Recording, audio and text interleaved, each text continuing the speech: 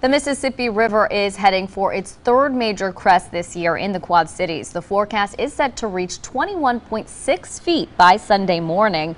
That would put it 1 month to the day of the record crest this month at 22.7 feet.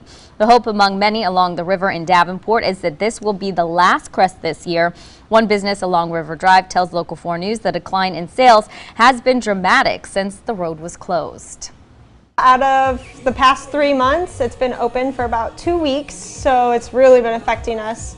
In order to get here, you have to really want to get here, so we're not really getting any new customers, just really loyal customers. Java Java Cafe also tells us they've been lucky to not have water damage, but it will take time to recover from the financial losses. Coming up tonight at 5, how preparing for this crest is a little easier for businesses.